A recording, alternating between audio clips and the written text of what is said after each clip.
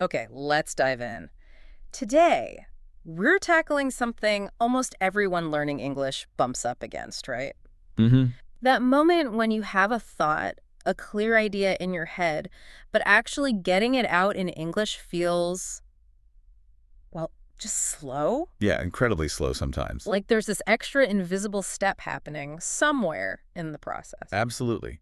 And that feeling, that sort of bottleneck, it usually comes from what we often call the translation loop. It's a really common The thing. translation loop, Oh yeah, okay. you think first in your native language, right? You formulate the idea, maybe even the exact sentence structure there. In your mother tongue, yeah. Exactly. Right. And then you start trying to convert it maybe word for word, maybe phrase by phrase into English before Okay. you finally speak. Right. And that internal conversion, that switching back and forth, that's where all the friction comes from, isn't it?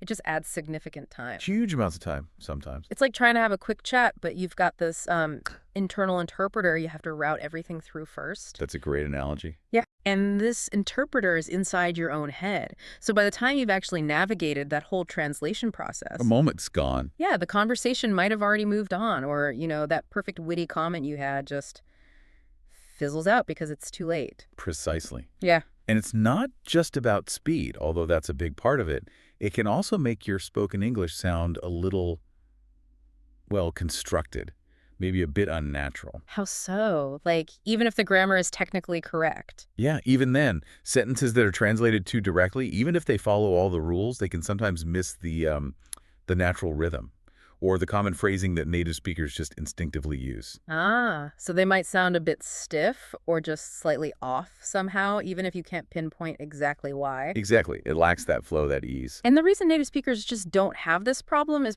pretty fundamental, right? They aren't doing that translation step at all. Nope, no translation involved.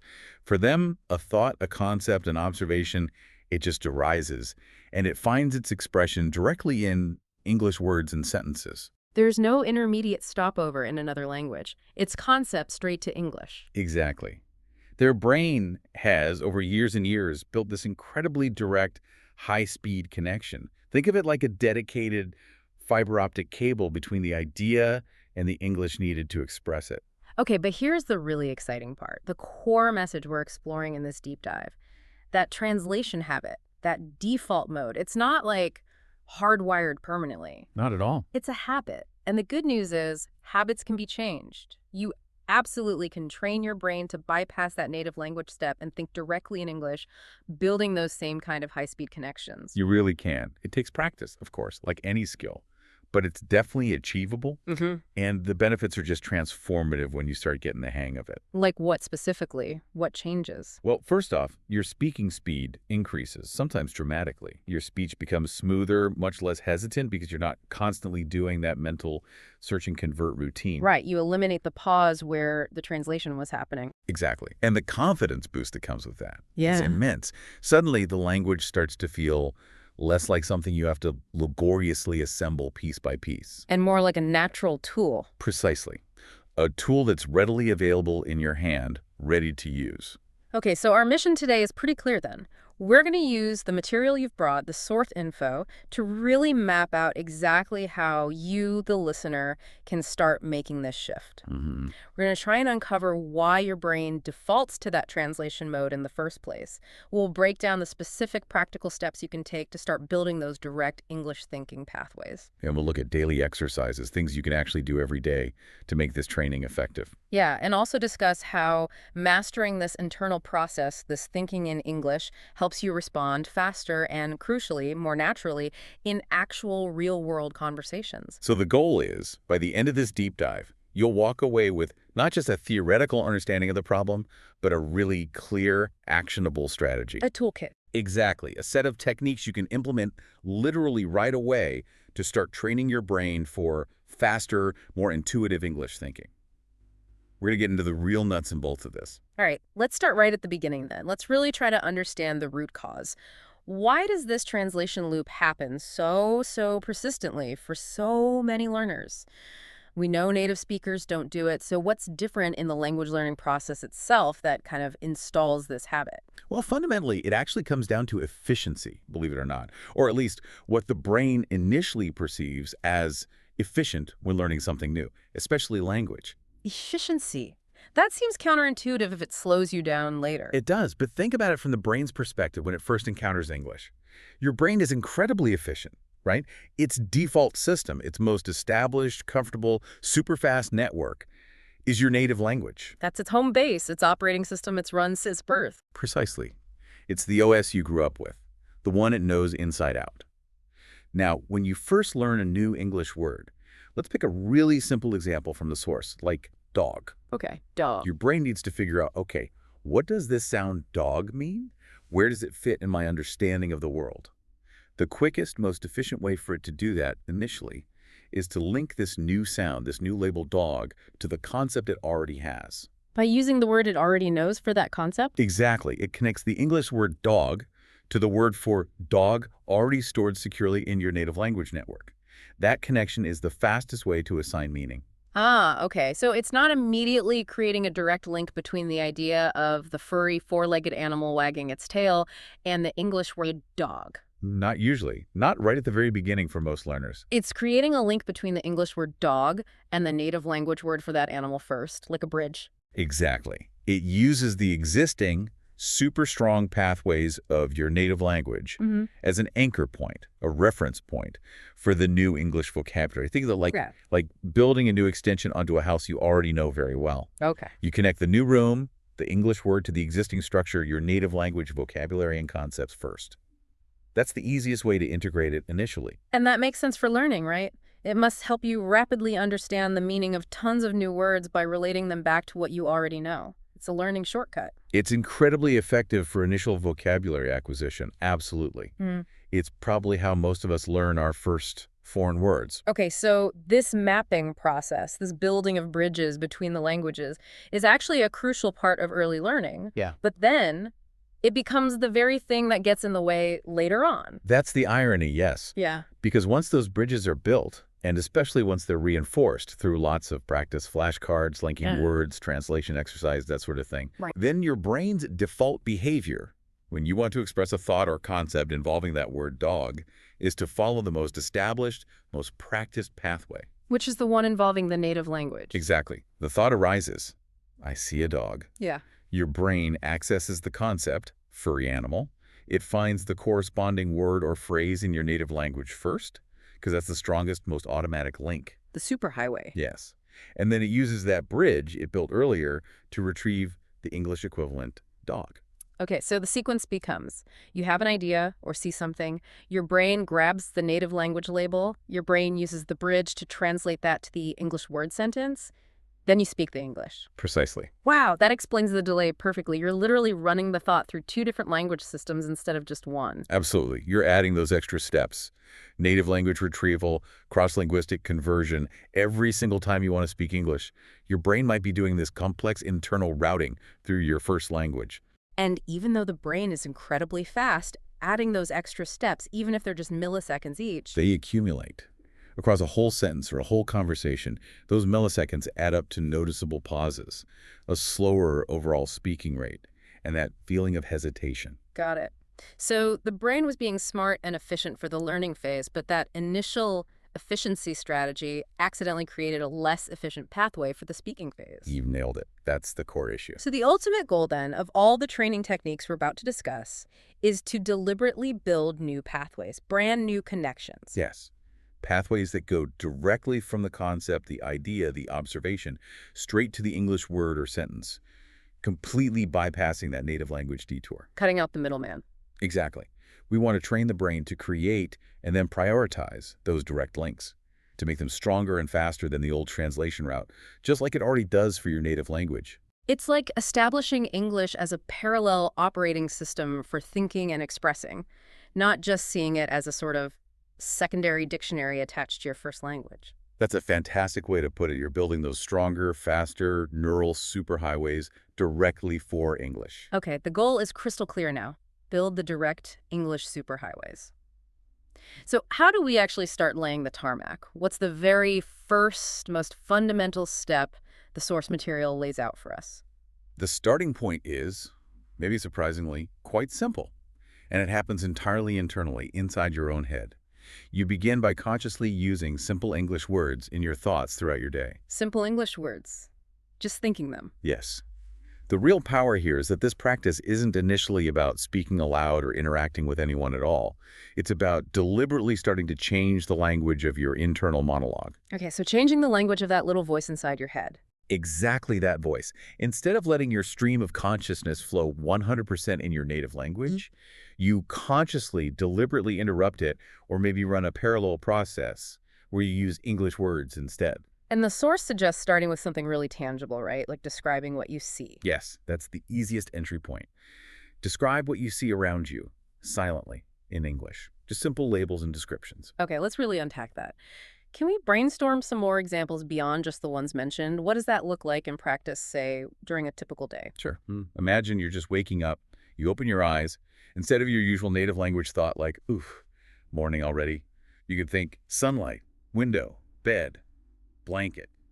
Just simple nouns. You're looking at your alarm clock. Block, red numbers, 7 a.m. Or maybe you get up and go to the bathroom. Mirror, toothbrush, water, towel. You're just labeling. Okay, so starting with single words even. Absolutely. Or very simple phrases. Let's say you're making coffee. You could think coffee machine, button, mug, water pouring, steam rising. What about when you're commuting? Sitting on a bus or train? Great example. Look out the window. Instead of the native language commentary, consciously switch to English thoughts. Bus moving, buildings passing, people walking, green light, red car, fast. Just short, descriptive phrases directly linked to what you're observing. Exactly. See a park, many trees, child playing, dog running. It doesn't need to be complex or grammatically perfect at this stage. The key is the direct link.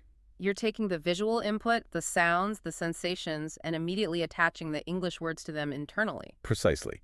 You are consciously practicing labeling the elements of your immediate environment using English words and maybe some very basic sentence structures in your head. And the crucial part here you're saying is that this thought process is happening directly in English. You're forcing yourself not to think the native word first and then translate. That's the goal.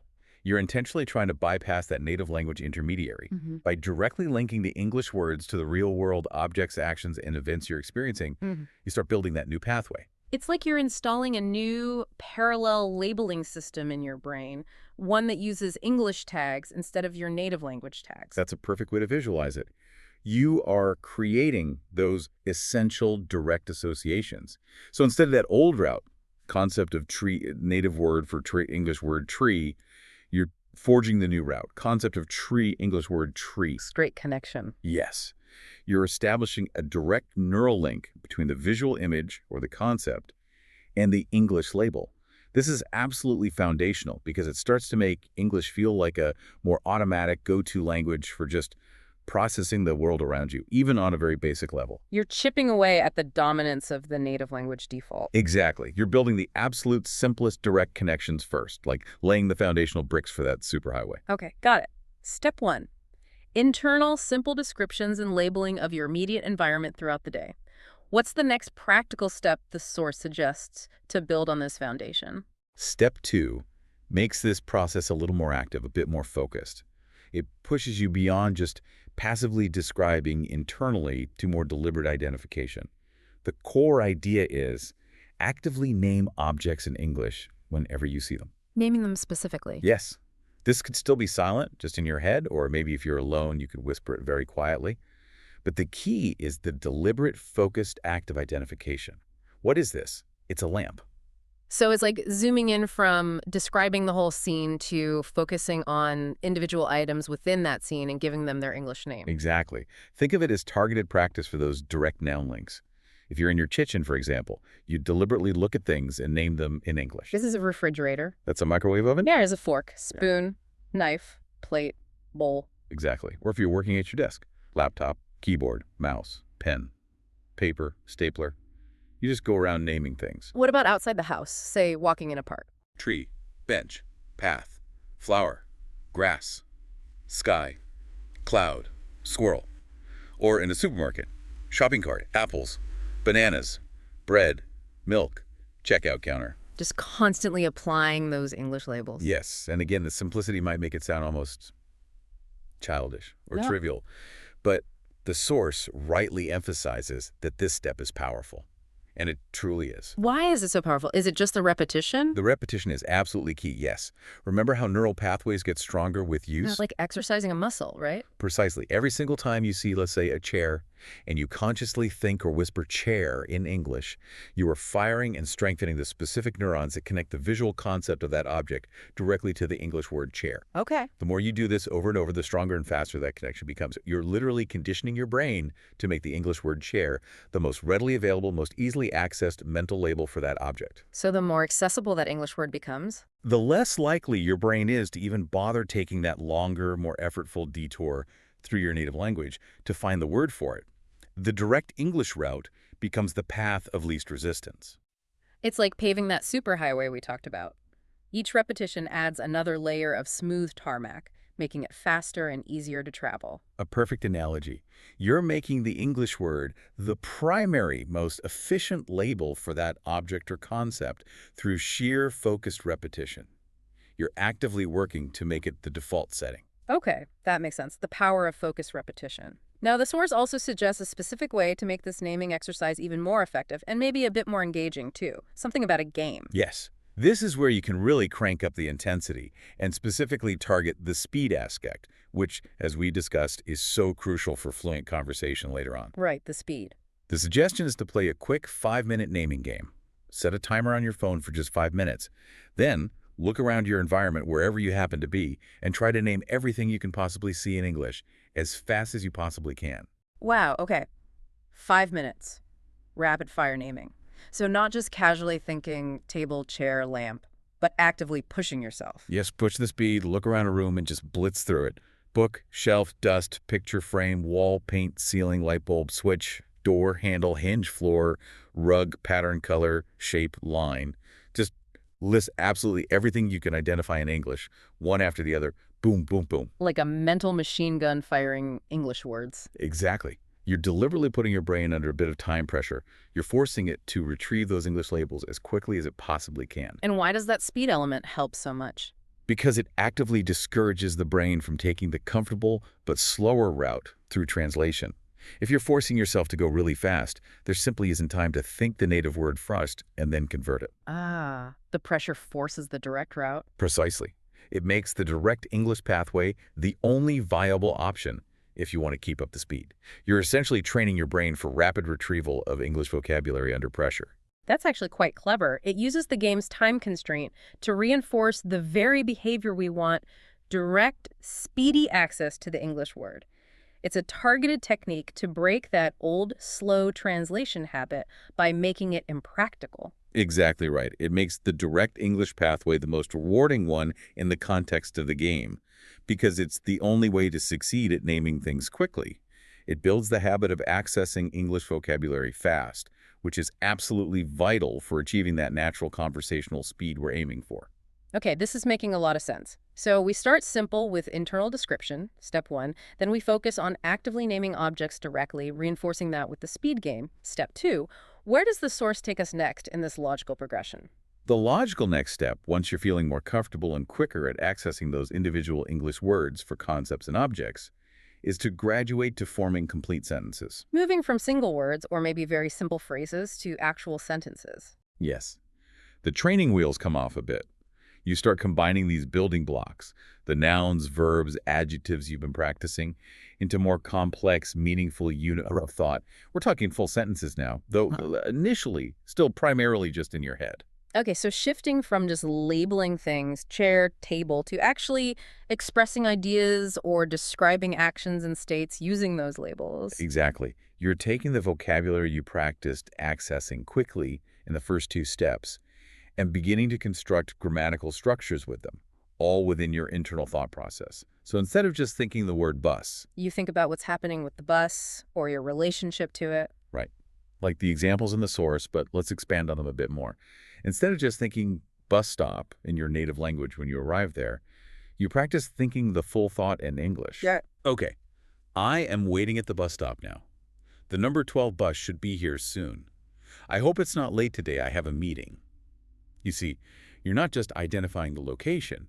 You're expressing your current state, waiting, an expectation should be here soon, a desire, hope it's not late, and a reason, have a meeting, all formulated directly as English sentences in your mind. Okay, that's a much richer internal use of the language. What about other scenarios, like thinking about simple plans or observations during the day? Absolutely. Instead of a native language thought for, I need to buy groceries today, you practice thinking the English version internally. So maybe. Right. I need to go to the grocery store after work today. I should probably make a shopping list first so I don't forget anything. What do I need? Definitely milk, bread, maybe some eggs, and fruit. You're forming sentences that reflect planning, intention, and self-instruction entirely in English. Or just observing your surroundings. Yeah, like looking outside. It looks like it might rain later. The clouds are getting dark. I should remember to take my umbrella when I leave. Again, you're moving beyond simple labels, cloud, rain, to expressing more complex ideas, predictions, and relationships between concepts, all in complete English sentences in your head. And the source material really emphasizes the importance of daily practice for this specific step, right? Consistency is key. Absolutely critical. This is where consistency really starts to compound the effect. Making it a daily habit is crucial for building fluency in sentence construction. And the suggestion is to integrate this practice into those simple, routine, daily activities. Why are routines so good for this sentence-level thinking practice? It's largely because they are familiar activities that often require less active mental processing compared to, say, solving a complex work problem or engaging in a really demanding conversation. Your brain is kind of on autopilot for the activity itself. Exactly. When you're doing something relatively automatic, like commuting on that familiar route, cooking a meal you made many times, washing dishes, taking a shower, getting dressed in the morning, a significant portion of your conscious brain power is often free, right? It's not fully occupied by the task itself. Yeah, your mind wanders. Precisely. And that is the ideal time to deliberately redirect that available mental energy. Instead of letting it wander in your native language, you channel it towards consciously practicing forming English sentences about what you are currently doing, seeing, hearing, or thinking about in that low-pressure routine environment. Ah, okay. So while you're, say, making breakfast, instead of just randomly thinking, you could be internally narrating in English. Yes. Okay, I am making scrambled eggs for breakfast this morning. I need to get the eggs from the fridge. Where's the frying pan? Ah, here it is. I should probably toast some bread, too. I really like my eggs with a bit of pepper. Well, while getting ready in the morning. Right. What clothes should I wear today? Let me check the weather. Oh, it looks a bit cold outside. I think I will wear that blue sweater. And probably jeans. Where are my socks? You're narrating your actions, decisions, and observations using full English sentences. So these routine moments provide frequent low-stakes opportunities. There's no pressure of someone waiting for an answer. Exactly.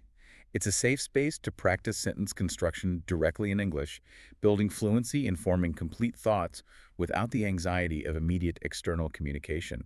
It's all about making English the language of your internal description, your planning, your moment-to-moment narration. Okay, this progression makes perfect sense. We've gone from simple internal labels to actively naming objects with speed, and now to forming full sentences internally during these routine activities. What's the final step the source suggests in this internal training sequence? This sounds like it's getting quite sophisticated. It is. And this is the step the source points to as where it gets really interesting, which I think is true. It's about taking that internal practice to the next level by actively simulating conversation. Simulating conversation, how does that work? This practice involves having what the source calls silent conversations entirely in your head. You're basically running conversational simulations. So, like, imagining talking to someone else and anticipating how an interaction might unfold. Precisely. You actively create hypothetical conversational scenarios in your mind.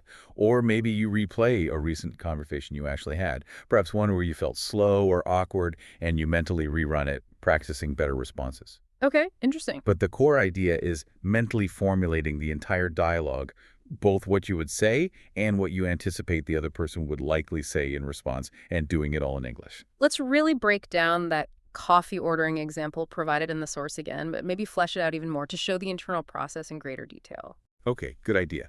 So, you envision yourself physically walking towards or into the coffee shop. The very first internal thoughts might be strategic preparation and anticipation, all in English. Like what? You might think, okay, I'm going to the coffee shop now, list's kind of busy. What do I need to say? How will this interaction likely go? Let me prepare. You're mentally setting the scene and the intention. Then you formulate your opening line, your order. Right. Still in your head, you consciously construct the English sentence you plan to use. Okay, I think I'll say, "Hi, could I please have a large latte?" Or maybe, "Good morning, can I get a medium cappuccino to go?" You practice generating that specific request clearly in English. But a real conversation isn't just one line, right? You have to anticipate the follow-up. Exactly. And this is a really crucial part of this silent conversation practice. You actively try to predict what the barista, in this case, is likely to say or ask in response. Based on typical coffee shop interactions. Yes. So you might think, okay, after I order, the barista will probably ask, "Would you like any milk with that?" Or, "For here or to go?" Or maybe, "Anything else for you today?" Mm. You're mentally running through the most probable English questions you'll encounter in that specific situation. And the source example specifically mentioned, do you want it hot or iced? Right. So you anticipate that specific question. Okay, they might ask, hot or iced? And then the next crucial step is practicing your response to that imagined question, again, entirely in English. Yes. You formulate your reply clearly in your head. Okay, if they ask hot or iced, I need to be ready. I will say, "Hot, please." Or maybe you anticipate another common question. They might ask about payment. Will that be cash or card? Okay, my response will be, "Card, please." What if you want something slightly unusual, like, say, oat milk? Great point. You'd incorporate that into your rehearsal. Maybe you think, okay, I want oat milk. So when I order, I should say, "Can I have a large latte with oat milk, please?" Then they might confirm oat milk, and I'll say, "Yes, please." Or maybe they ask about hottest first. If they ask hot or iced, I'll say, "Hot, please." Then I might need to ask, "Do you have oat milk?" And if they say yes, I'll say, "Great, I'll have oat milk then, please." Wow. Okay, so you're really rehearsing the potential branching paths of the conversation. Exactly. You're not just practicing isolated sentences anymore. You're practicing the dynamic flow of a potential conversation. You're anticipating common questions, formulating relevant and quick English responses for each possibility, and mentally running through the entire likely script or multiple possible scripts before the real interaction even happens. I can really see the immense value here. It's like mental rehearsal for actors, but for everyday conversations. That's a great way to put it. The direct benefit that the source material highlights is exactly that. By consistently practicing these imaginary conversations in your head, you are actively preparing your brain for the real interactions when they come. You're preloading the software almost. You're pre-building and strengthening the specific neural pathways needed for those particular conversational turns and phrases. It's like practicing your lines for a play, or a musician practicing scales. You're making the execution smoother and more automatic. So when the actual conversation occurs, say you walk up to the counter, your brain has already done a lot of the heavy lifting. Precisely. It's already warmed up for that specific scenario. You won't need to pause and desperately translate "hot, please," because you've already mentally rehearsed saying "hot, please" in response to that likely question. The English pathway for that specific exchange is already primed and ready to go. Exactly. This allows your responses to be much, much faster, more automatic, and therefore feel significantly more natural, both to you and to the person you're talking to. It dramatically reduces the cognitive load and the anxiety in the actual moment of conversation. It's a really powerful form of mental preparation that seems like it would directly translate into improved performance and confidence in real-life situations. It really does. It's one of the most effective techniques for bridging that gap between internal knowledge and external fluency. Okay, so these 4 steps together, starting with that simple internal description, progressing to actively naming objects, especially with the speed game, then building up to thinking in full sentences during routine activities, and finally simulating complete silent conversations, they really form a cohesive and progressive system. It seems like a systematic way to retrain your brain, step by step, away from relying on translation and towards thinking directly and automatically in English. That's the comprehensive approach the source lays out, exactly. You start with the most basic internal building blocks, words, and gradually build up complexity to phrases, sentences, and then full simulated interactions. And the constant focus throughout is on forging and strengthening that direct link between the concept or the situation and the English language needed, bypassing that native language detour entirely. This is fantastic. Now, the source also brings up a really interesting, almost sociological point that underscores why this focus on speed and direct thinking is particularly important for English speakers, or maybe within English-speaking environments. Yes, it shifts the perspective slightly, doesn't it? It moves from the internal mechanics of your brain to the external social context in which you'll be using the language. Right. And the point made is that in many English-speaking cultures, maybe particularly places like the US, UK, Australia, Canada, thinking quickly and responding relatively fast in conversation is often seen as, well, a valued skill, maybe even an expected norm in many situations. So it's not just a matter of personal cognitive efficiency. It actually ties into the sort of conversational etiquette or the expected rhythm of interaction in those cultures. It seems so, based on the source's observation. It notes that in many everyday situations, people simply don't tend to leave long, silent pauses in the conversation. They don't necessarily wait extended periods for a response. There's often an implicit expectation of a reasonably quick reply to keep the interaction flowing smoothly. And this is probably most evident in more informal, casual conversations, right? Like chatting with friends or colleagues, or even quick service interactions. Precisely. The source specifically mentions casual settings as environments where this is noticeable. It highlights that in these sorts of contexts, there's often a strong expectation that you'll answer, reasonably fast and naturally. Think about the pace of banter between friends, or quick back and forth with a cashier, or colleagues chatting by the water cooler. The rhythm is often quite brisk, quite dynamic. Yeah, there's a certain flow. And if you pause for too long in those situations, maybe just for a few seconds, but noticeably long, even just to do that internal translation we talked about. It can disrupt that flow. It breaks the rhythm. The source notes that a long pause, especially if it happens repeatedly, can make the conversation feel awkward or stilted. It creates a kind of vacuum, maybe. Yeah, exactly. A void that the other participants might feel compelled to fill, perhaps by talking over you or changing the subject. Or worse, depending on the context, that pause might inadvertently signal something you didn't intend. Like what? Well, maybe it could be misinterpreted as hesitation due to uncertainty or a lack of understanding, or perhaps even disinterest in the conversation, or maybe even disagreement if it followed a question or statement. It could just interrupt that natural, easy back and forth that characterizes comfortable conversation in these cultural settings. Okay, so this cultural dimension adds a really practical layer of urgency to all the brain training techniques we've been discussing. It's not just an abstract goal. Exactly. Training your brain for speed and directness isn't just about speaking more correctly or efficiently for your own sake. It's also crucial for fitting comfortably and effectively into the expected rhythm and social dynamics of many English conversations. It directly connects the internal work you're doing, the naming games, the silent conversations, to the external goal of participating smoothly, comfortably, and successfully in real-world interactions within those specific cultural contexts. Precisely. The faster and more automatically you can formulate those sentences and responses in your head using the techniques we've outlined step by step, the more natural and effortless you will sound and feel in actual conversations. Especially in those contexts where conversational speed and flow are implicitly valued. Right. It's about bridging the gap between knowing the language and using it effectively in a social setting. So it really boils down to achieving genuine conversational fluency, doesn't it? Which is more than just grammatical accuracy or having a large vocabulary. Exactly. Fluency in this practical sense absolutely encompasses not just knowing what to say, but critically being able to access it and express it at a speed and rhythm that allows for smooth, natural interaction within the specific cultural context you find yourself in.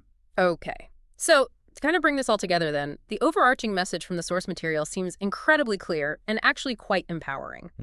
If you, the listener, really want to move beyond that frustrating translation loop and achieve a more natural, flowing fluency in English, the key is Practice. you need to make practicing thinking directly in English a consistent, conscious, daily habit. You have to integrate it right into the fabric of your daily life even, and maybe especially, when you are not actually speaking aloud to anyone. Yes, that internal work is the absolute engine driving external improvement. By deliberately building and strengthening those direct links between concepts in English words, phrases, and sentences in your mind. Through those steps we outlined. Yes, through those steps, you build the automaticity. You make the English pathways so strong and fast that your brain naturally chooses them, bypassing the old translation step. And that is what allows you to respond quickly, smoothly, and naturally when it's finally time to speak. This deep dive has provided a really clear, practical roadmap, I think. We've understood the why behind that translation habit, and we've explored these very concrete, progressive steps for retraining the brain. And hopefully understanding the cultural importance of conversational speed adds some extra motivation too. Absolutely. And the really great news, as you said earlier, is that anyone listening can start implementing these techniques immediately, like today. Right away. No special equipment needed, just your brain and a bit of deliberate effort. Okay, so based on everything we've explored today from the source material, here is that specific three-part challenge it presents for you, the listener, to put into practice starting right now. Ready? Let's hear it. Okay.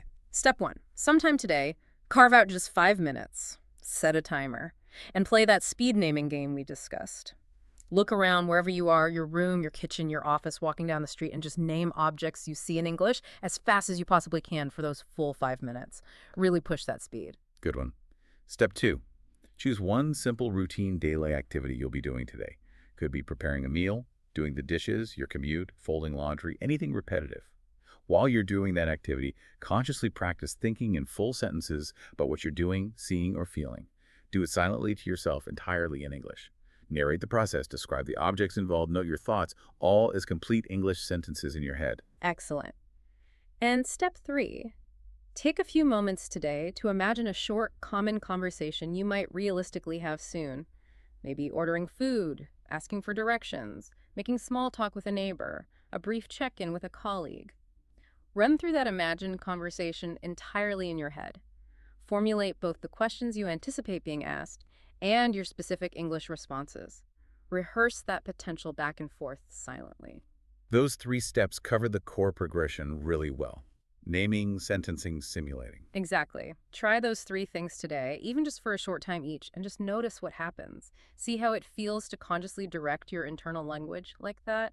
And we genuinely love to hear from you about this. Do you often catch yourself doing that translation in your head? I mean, it's such a near universal experience for language learners, isn't it? Oh, absolutely. It's probably the default for most people starting out. And if you already make an effort to think in English, what techniques do you find helpful? What results have you noticed from that practice? Sharing experiences can be really valuable. Definitely. And remember, this kind of deliberate internal practice, it really lays the essential groundwork for external fluency. It's the unseen training, the mental reps, that make the actual act of speaking English feel smoother and easier over time. It's building the foundation, and the learning journey definitely continues. Building perfectly on this idea of strengthening those direct links and making vocabulary more automatic and accessible. Tomorrow, in our next deep dive, we'll be exploring another really powerful technique mentioned in the source material. Oh yeah, what's that? It's about how to effectively use repetition, but in a smart way, to really reinforce your learning and make new English words and phrases stick firmly in your memory. That sounds like the perfect complement to today's topic. Right, because it directly supports building those rapid access pathways we've been talking about. If the words aren't readily available in memory, thinking directly in English is harder. Exactly. It's one thing to practice the process of thinking in English like we discussed today, but you also need the building blocks, the vocabulary, to be instantly accessible. Making words stick is crucial. So, yeah, definitely don't miss that deep dive. We won't. So until then, keep exploring these ideas, keep practicing these internal techniques starting today, and try to enjoy the process of building that direct personal connection with the English language. Absolutely. Keep talking, keep practicing those internal exercises, and enjoy learning English. And maybe just one final thought to leave you with, something to ponder as you go about your day. Try framing this shift, this practice, not just as a technical exercise, but perhaps as consciously welcoming English into your innermost mental space. If you really commit consistently to letting English become part of your internal monologue, using it to describe your world, to structure your daily thoughts, to rehearse your interactions, what does that fundamentally change? Not just about your speaking ability, but about how English feels to you. What happens to your relationship with the language itself when your own internal voice, the one you hear in your head all day long, actually starts speaking English more often? Something to think about until our next deep dive.